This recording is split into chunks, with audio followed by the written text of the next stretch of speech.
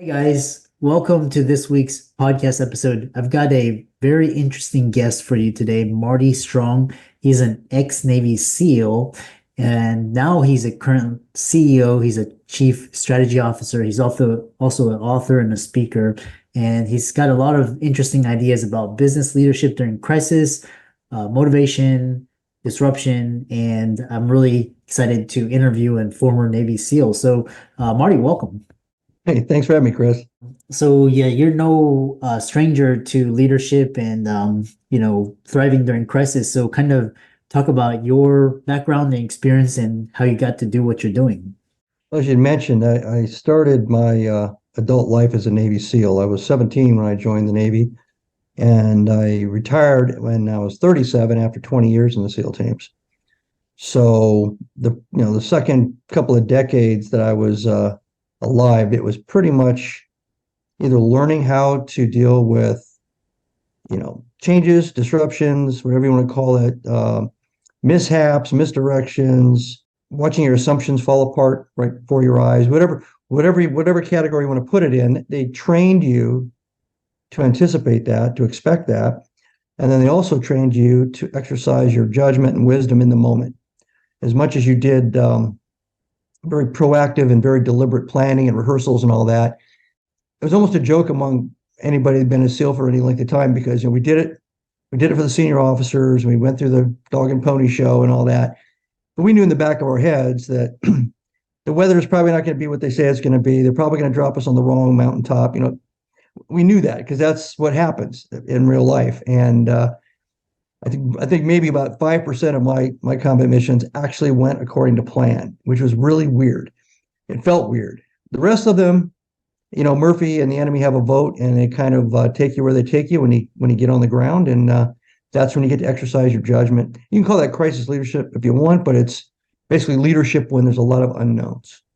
Yeah, it's so fascinating because, pretty much from 96 all the way to 2008, my career was storybook. And then once 2008 hit, it just taught me just how to in like from 2008 all the way up to 2024, shit hit the fan and it's just kind of like you learn to predict everything bad that's going to happen and you learn to, mitigate it. I've got stories to tell, but this podcast is all about you. So one thing he's talking about is, Navy SEAL training, and it's really interesting how they teach you to like, focus and make good decisions under really strenuous circumstances. So, what motivates you? Like, I'm just curious, what is your motivation and how do you execute at such a high level when everything around you, like, you could be like bleeding out to death and, have three limbs? What motivates you?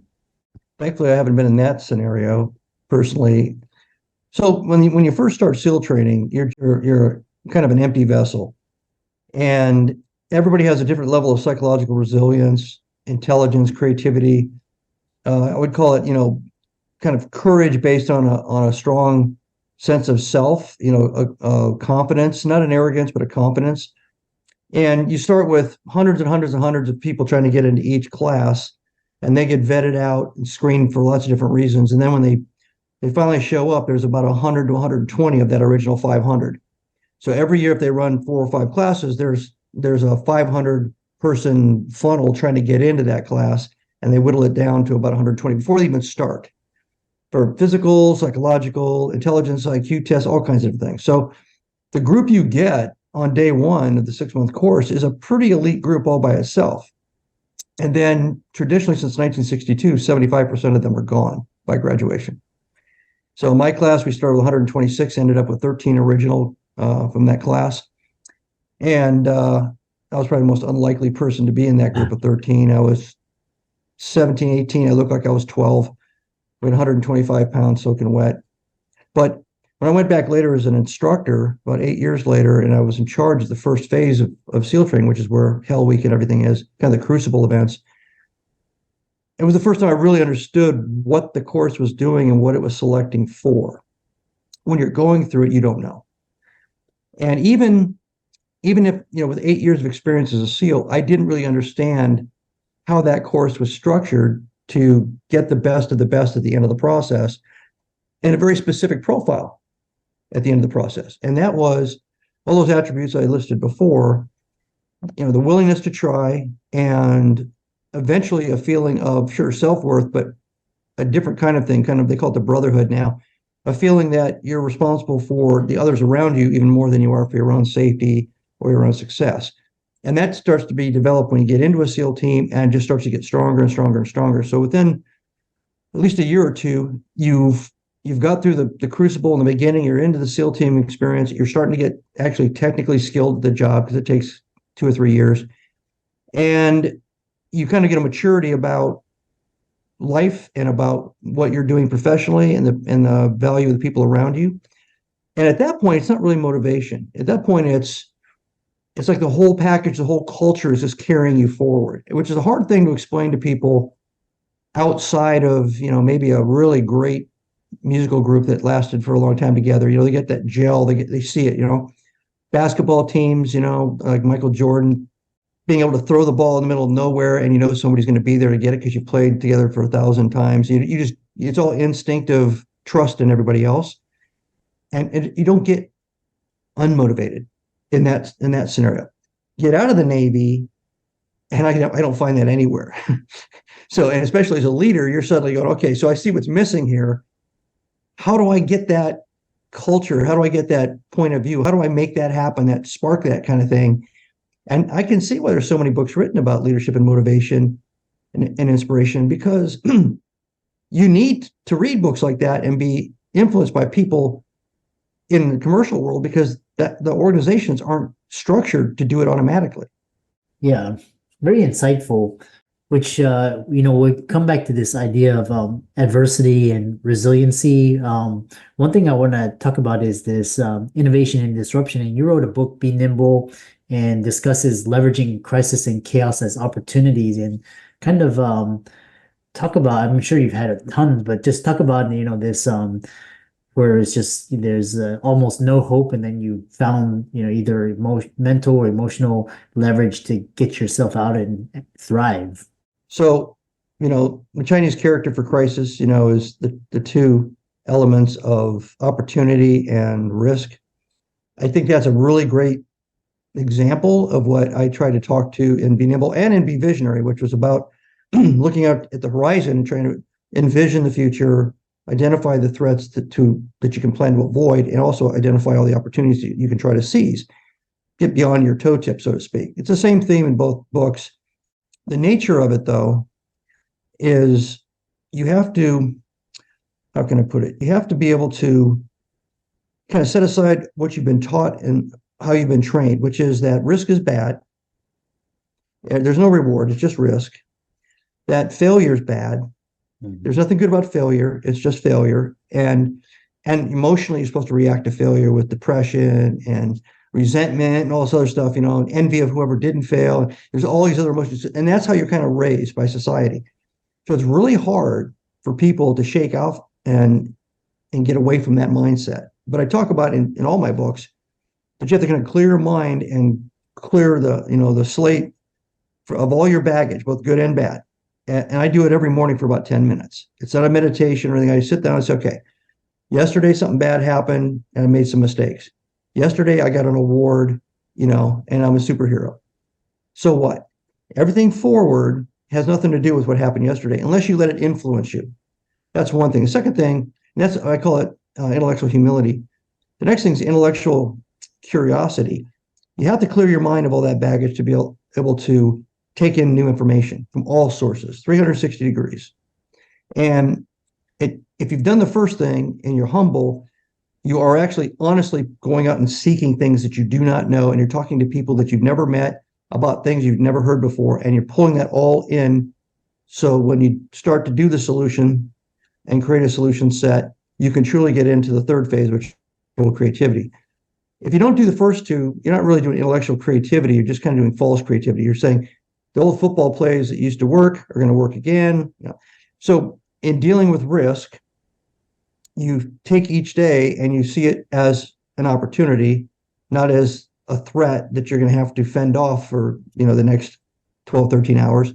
And a lot of people that think that way, it's because of that baggage that they carry into their next day. They wake up feeling like, I was in trouble yesterday, or I was chased yesterday, or I failed yesterday. And it may be yesterday metaphorically, it could have been a week ago, a month ago. For some people, they'll carry that baggage for, a year or more. And it's just coloring your view of the world. And you see everything is risk and everything is potential failure. And of course, everybody's heard before, failure is just an opportunity to learn and get better. Wisdom defined is the sum total of your mistakes. You don't make any mistakes. You don't take risks. You don't put it out there a little bit. You're never going to become wise. I love that.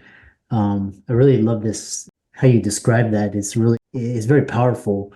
The next question is, because we talked about risk and opportunity, and if you don't, you miss 100% of the shots you don't take. And I'm curious about your leadership philosophy, and you've got military business careers. You talk about adaptive leadership, and how has your experience as a Navy SEAL influenced your approach to strategic leadership, crisis management, and kind of give an example from your Sure. training and career. So, I didn't know this phrase when I was going through the selection course, but I can't attribute it to it, but it's been around for a long time. The first casualty upon contact with the enemy is the plan. It's kind of akin to Mike Tyson's everybody has a plan until they get punched in the face. Now, that's kind of a negative thing, but I mentioned earlier, from decades all the way back to World War II, have documented lessons learned in combat. SEALs and the predecessor frogmen of World War II in Korea, they made mistakes. They wrote them down. They tried to bake them into the training so the next generation wouldn't make the same mistakes. But one of those mistakes is to believe too much in the plan, to believe too much in the assumptions that the plan's based on, because you can't control what you can't see. So what they do is they look for people that are adaptive, intelligent, high IQs, and curious and creative, because you have to be creative if you've only got about 12 minutes to figure out how you're going to take down a target after you spent a month rehearsing the plan that's not going to work now. And everybody else has to be comfortable with, okay, it's pick up basketball. What do you want to do, boss? It's because that's the way it is. So they prepare you on two tracks, technically learning how to do it by the numbers. And on the second track, what do you do if everything's falling apart, total chaos, crisis, nothing's working right, and you still have to execute. You still have to do it. And the way the leadership kind of unfolds in that, you learn kind of project management based, linear planning, multi-phase, lots of experimental storyboarding of options. You're loading all your phases and supporting steps of performance with time and resources, and you do all that stuff, right? Very, very MBA way of planning a mission.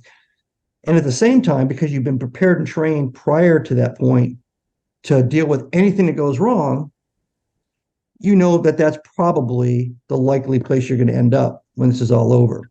And I don't want to, speak badly of senior officers, but it's always been a case, I think, all the way back, at least into Vietnam, where whatever the senior officers wanted to hear as far as the plan, the disconnect in time and space geographically was enough to mess up the assumptions to where you probably weren't really going to do the plan you told everybody you were going to do. At least I never did.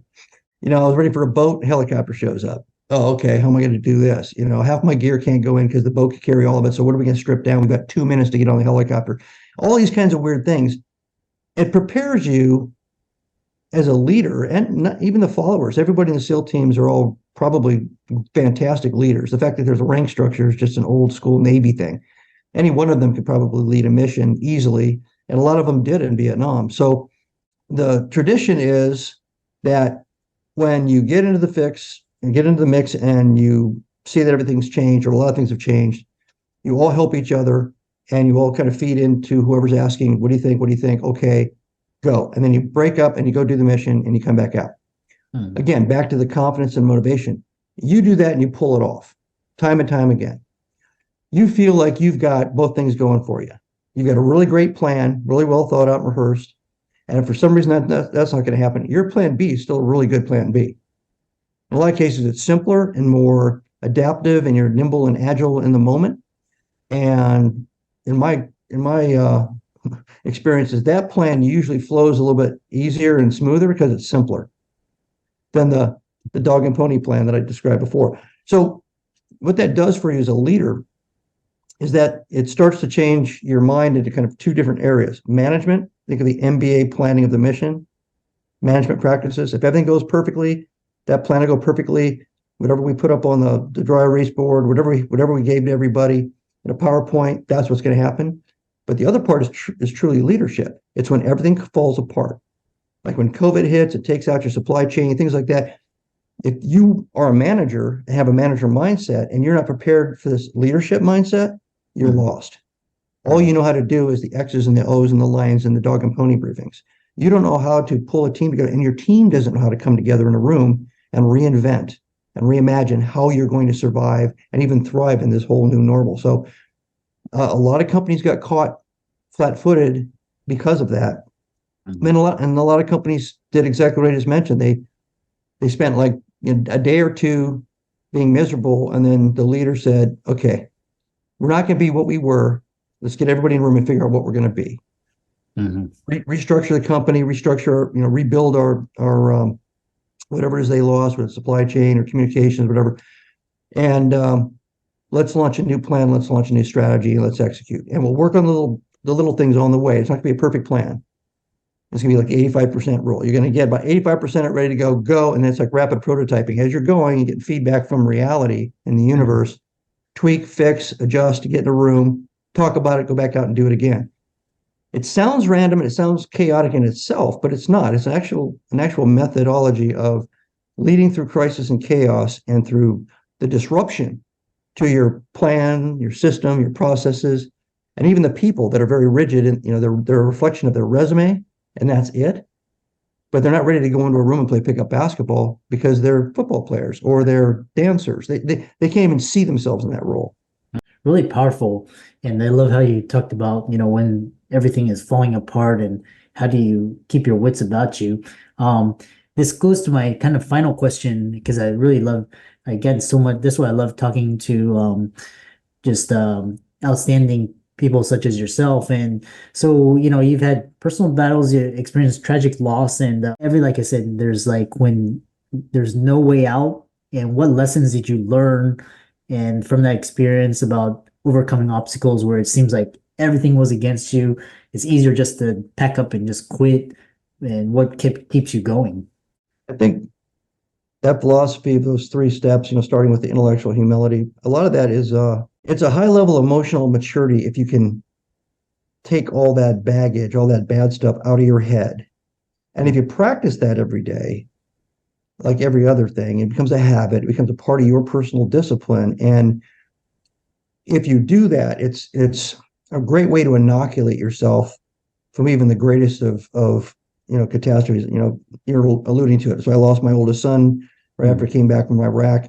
I had cancer twice. When you are faced with these things, the cancer, there's still possibilities, right? But when your son dies or any family member dies or one of your men dies or something, it's final. So then you have to sit there and say, did I have anything to do with it? Could I have changed the outcome? And you have all kinds of survivor's guilt. And if you're a parent, even if you weren't around, you have survivor's guilt. And you have this parent guilt, like I should have done something. I could, even if he was 22 years old, you're messing your mind up. You have to kind of get back to that discipline of, I can't change yesterday. All I can do is affect tomorrow. So I have to wake up with a positive attitude. And the way you do that is you clear your mind of all the negative attitude. And you sit there and you go, okay, it's a new day. And I'm going to step out in a positive way. And I'm going to figure out how to learn something new. And if something comes at me, I'm going to figure out how to fix it. It's the only way you can do it. It's the only way you can continue to survive. Yeah. I love, and then like I said, I've talked to a lot of people that experience tragic loss or just so much trauma. They're able to detach from it. They're still affected by the loss, but they able to detach and they're able to function and stay focused and kind of separated. And especially, and I've seen it, especially now in very high functioning, surgeons, Navy SEALs, leaders, CEOs, executives, and they have this ability, which is really interesting, psychologically. How can people find out more about the work that you do? They can go to martystrong.com. So all my books are there, links to my articles, my speaking programs, etc. And I'm also on Amazon. My novels are under ML Strong, and my business books are under Marty Strong. Yeah. Yeah, I love that. And uh, for all the audience, I really enjoyed having Marty on the show, and be sure to check out his socials, give him a like and follow. His book will be in the links in the show notes. And with that, thanks so much for coming onto the podcast. Thanks for having me, Chris.